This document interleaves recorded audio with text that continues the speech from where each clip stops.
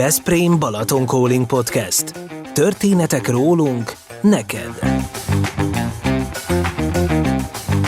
Láss mögé. Veszprém-Balaton Calling. Hi everyone, you're listening to the first English language podcast of our Veszprém-Balaton Calling series. I'm your host, Szabolcs Szikszai, one of the founders of Túrajó Veszprém. And before we start, we would like to express our gratitude again for the generous support of the Veszprém-Balaton 2023 European Capital of Culture project. Without their sponsorship, we would not be sitting here making this podcast. So we have a very special guest today, Professor Dirk Jan Kamann, my colleague at the University of Pannonia here in Veszprém. Professor Kamann holds an honors degree from the University of Groningen in the Netherlands. He's an expert of supply management and regional economics and teaches as a full professor of the Department of Supply Chain Management in many of our BA, MA and PhD programs here in Veszprém. And we're going to discuss with him why he chose to live in Veszprém in the first place, what he likes about the Veszprém-Balaton region, and how he, as an economist and university professor, is trying to contribute to the economic advancement of Veszprém. Professor, hello, thank you for accepting our invitation to participate in this podcast. And first of all, let me start on a personal note. I know that you like to walk to work or ride the bicycle to work. Is that your daily workout routine, an exercise that you perform daily, or is it a choice, a conscious choice of lifestyle for you? Well, being Dutch, it's part of my DNA. So all my life I was using the bicycle to go to school, to go to work, and my children, they use the bike to go to school. My grandchildren go to the bike to school. So it's something like being Dutch. Yeah, I was pretty much expecting that answer. And on that same note, you were born in a village close to Amsterdam in Netherlands, and you studied in Groningen at the university there, where I assume most people commute on foot or use the bicycle a lot. Do you think that there's a similar trend of more people walking, riding the bicycle or the electric scooter in Veszprém? Yes, over the past years, I've seen more and more bicycle tracks, special bicycle tracks. I see more and more people on bicycles. For instance, there's this brand new bicycle lane to Marco. So young people who move to Marco, it's only 5-6 kilometers, and it's a beautiful ride. So I think it's developing into the right direction in that extent. About the electric scooters, I'm a bit ambivalent. It's better than using a car, but it's not as good as using a bike because, you don't really kind of have an exercise. Generally, Veszprém is considered a very good place to live. On the livability ranking of Hungarian real estate agency Otthon Centrum, Veszprém has been one of the highest ranking, most livable cities outside of Budapest for 6 years now. One of the reasons why Veszprém is always in the Hungarian top 10 is that commuting takes relatively little time compared to other Hungarian cities. Do you agree with this? Do you think Veszprém is a walkable city? Yes, I mean, for me, it's about half an hour to walk to the university. It's 15 minutes to walk to the center. So in the evening, we very often walk into the center, and afterwards we just have a nice walk back. So it's walkable, but also it's a very, very prosperous and nice and comfortable city. Yeah, and how do you like the public transport if you can't walk because you don't have the time? When I came here, there were the old yellow Icarus buses, horrible, and now there are modern buses. There is this splendid public transport. There's a train that goes in a very comfortable way to Budapest if you want to go. So I'm quite happy with the public transport. Was it one of the reasons why you chose to settle down in Veszprém? Was livability one of the driving forces behind your decision to reside in Veszprém? Well, it was love. But I remember having a tea outside the Elephant on the market square and looking around, and I told Piros, my future partner, that this looks like a city I could live. Okay, so it was partly an emotional choice, but also a rational one. Yes. So definitely. Especially when I got a job at the Pannonia University, it gave me also something to do and not just reside. Yeah, and your wife is Hungarian, and she's a very well-known painter whose works are actually hanging on the walls of certain coffee shops in Veszprém. So if you're drinking coffee yourself, you can look at your wife's pictures. Or have dinner.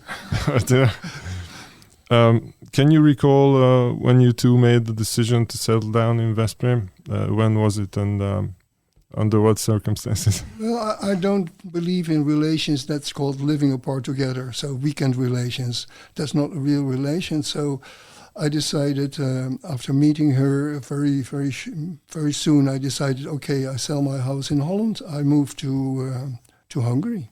It's a nice place to be, and so that didn't take a long time. Yes, but I know that you also have an apartment in Budapest, and you also have a house by the sea in France, in the area called Côte d'Azur. Yeah. So it begs the question: why do you spend most of your time in Veszprém, apart from the job, of course? Well, that's what the tax office also asked. Where do you spend your time? I spend my time in winter a lot in France, for obvious reasons, and in summer in Veszprém on the Lake Balaton, and in Budapest sometimes for the weekend if you want to go to the MUPA or other cultural things. That's what makes Veszprém ideal, because it's a nice, quiet city. It has enough of the basic opportunities to go out. And if you want something special, an opera or something like that, you just take a car or the train. I would prefer the train for environmental reasons. But you have a car? Because I have a car, yes. Okay. So you moved to Veszprém in 2012? Yes. About that time. How do you see Veszprém's face now? Did it change since you moved here? Did it change for the better? Oh, yes, I saw significant changes. I mean, the Hang Villa was finished in that time. There were a lot of buildings restored. Of course, the pedestrian street was built. And also, thanks to the 2023, we have places like Papierkotja, which is my favorite place for going in the evening and get some music. It's a clean, safe, friendly, nice city. It's big enough to have the things you want to do, and not too big that you get lost. It's still walking distance. Obviously, you come from the Netherlands, so you know many foreigners, not only Dutch, because you speak 4 languages. You don't speak Hungarian, I guess, but and I'm Kichi. Okay, but you know many foreigners probably who come to Veszprém sometimes. How do you think foreigners think about Veszprém? How do they see Veszprém? They see it as a very friendly, welcoming city, safe, which is very important for a lot of foreigners who come here. It has all the facilities that you want to have. And it's not overwhelming, and it has a beautiful scenery around it. It has the Lake Balaton, so it's for a reason that it has such a high score on being a nice city, also among foreigners. Yeah. Now that you mentioned Balaton, do you have a favorite place around the lake? Do you have a favorite vacation spot? Maybe a dinner place or a beach? And most importantly, which coast do you prefer, the northern coast or the southern coast? Well, it's safe travel time just to keep on the north. In winter, I like Balaton Furet. In summer, I like Almaty, because then Furet is too busy, and I prefer Almaty. And there are some very nice restaurants there. And the university has Nero's, so we have access to a beach with trees. I can sit and read a book there, because I personally would like to be on the water or at the water, but never in the water. But my partner, she loves to swim, so we have both our happiness at the Lake Balaton. Okay, that's the provocative question. I know George Clooney bought a house near Lake Como. Did you ever think about buying a house or real estate near Lake Balaton, just to be closer to the lake? No, because it's only 15 minutes by car. or if we even use sometimes the bike, which is very easy to get to Balaton. It's a bit hard to get back because then it goes uphill, but it's so close that it's not worth buying a house there for us. Moving on to the topic of European Capital of Culture, have you visited other cities who held that title or who will hold that title in the future? Other cities which were called European Capital of Culture since 1985, when this was established.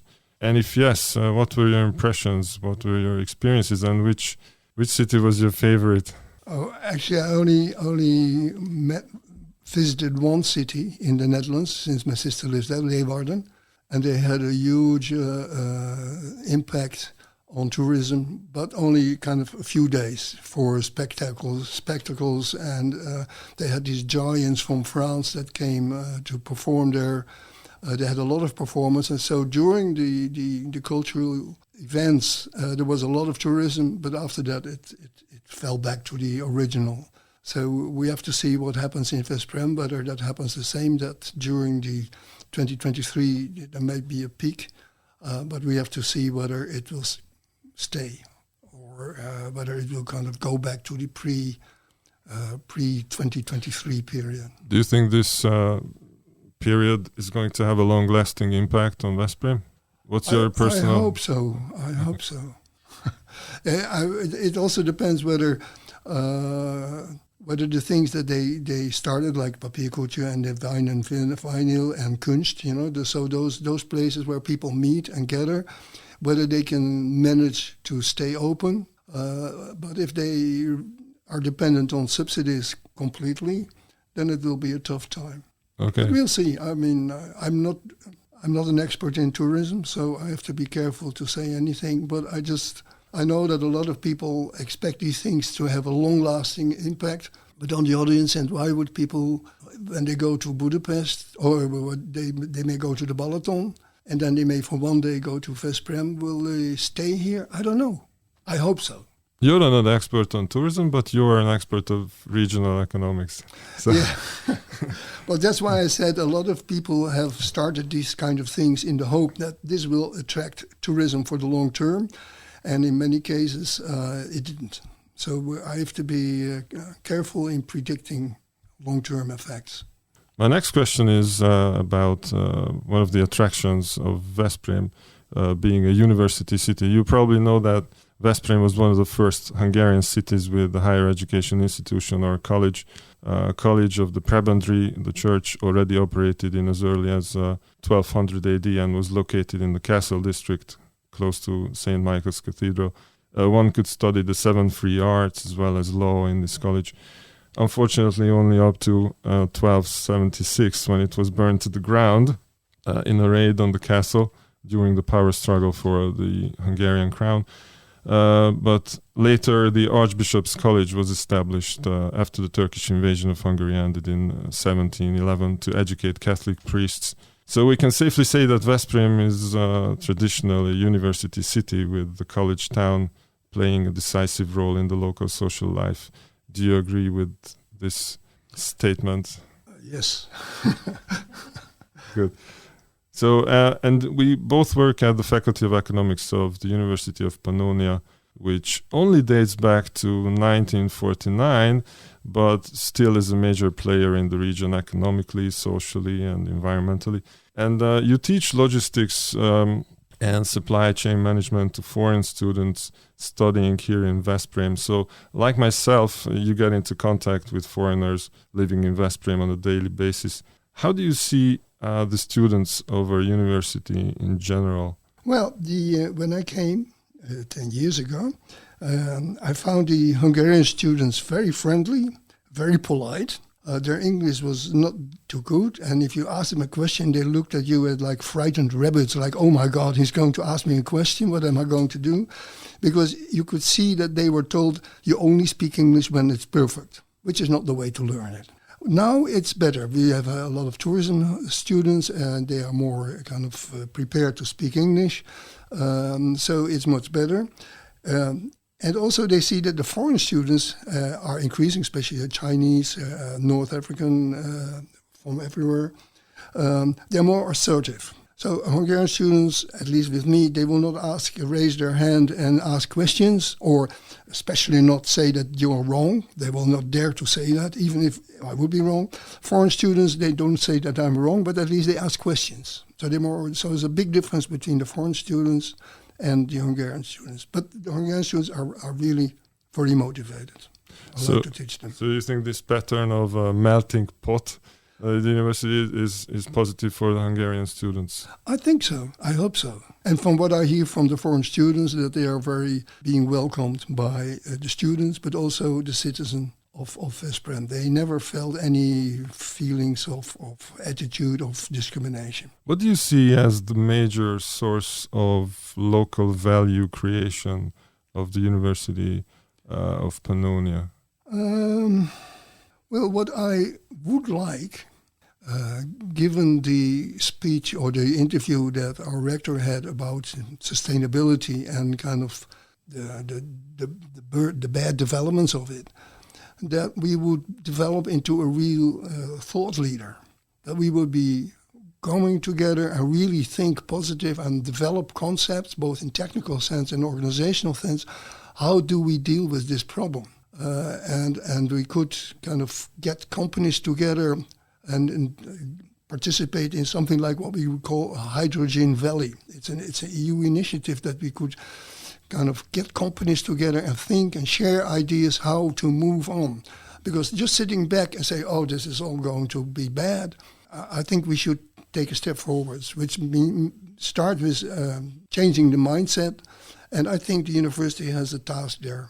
It should be a thought leader, not a thought follower. I agree, and this could also be an attraction for students to come here to study, to participate in this effort. What do you see as the main attraction of our university compared to other big universities? Well, there is this American car rental company that said, we are smaller, so we try harder. I think this is the same for Veszprém. We are smaller, and we try very hard to service and support our students. That's a good point. You have been the leader of IPSERA, the International Purchasing and Supply Education and Research Association, which is a global community of researchers, academics, and practitioners in the field of purchasing and supply chain management. Now you're an honorary lifetime member, so you know a lot about what this organization can do for the academic sector, university students, researchers. How can you use your resources, your experience to contribute to the success of this university? Well, I use my networks for conferences that I can send my students there with papers so they can build up their own network and spread the fame of Pannon. So sending students and organizing workshops, get people into Veszprém so they meet the city and the people in the university. So that's one part. The other part is, the smaller local companies, they lack professional purchasing. I'm sorry to say, but even some multinationals, they may need some updating of their knowledge. So I think both for students and for local companies, we might be useful. Yeah, you mentioned companies. Veszprém is home to a number of small and middle-sized companies supplying parts to large automobile manufacturers. Where do you see Veszprém in the global supply chain? How stable do you see Veszprém's position now after the COVID-19 pandemic and in this transitional period in the automobile manufacturing business, transforming from gas-fueled cars to electric cars? Well, first of all, companies like to move to a knowledge center, but also for the senior management, they like a nice place to live. They don't like to go to places that are horrible to live, so they would choose a nice city. Then when I said if you would move or be able to get people together, companies also together, to work on this hydrogen valley, then the green, which is the final stage. It needs a lot of work, but it needs companies to think and be open and work together. And Veszprém would be a very good place for meeting those other companies that are working on it, because there are quite some suppliers to automotive in the area. And they also see this problem that electric cars is not the final stop. We have to move on. And how do we do this? And how can we create employment? So we would need some government subsidy. There's an EU subsidy available. So it's just who's doing the organization. And we could do that as a university. We have the skills to organize things. And what do you think, in what ways could Veszprém develop its position in the global supply chain, in this effort to transform the economy? And what role should the government, local government, central government play in this? Don't sit back, but take initiatives and do things. Take initiatives, really try to be a thought leader, get people together. We did it in Holland, for instance, with healthy aging, another concept that we developed. Get people together and see what you can do. It's the same here with moving into the hydrogen valley. What can we do? Which companies would be and might be interested? Which ones are we missing and should we kind of contact to come to Veszprém? They might be interested because, as I said, it's a real nice city. It's a real nice environment. So which entrepreneur would not like to come? Exactly. So thank you very much for this talk. We have to wrap this up because of time constraints. Thanks again for taking this opportunity to speak with us. And we would like to thank again to the Veszprém-Balaton 2023 European Capital of Culture project for their generous support, without whose sponsorship this program would not have been possible.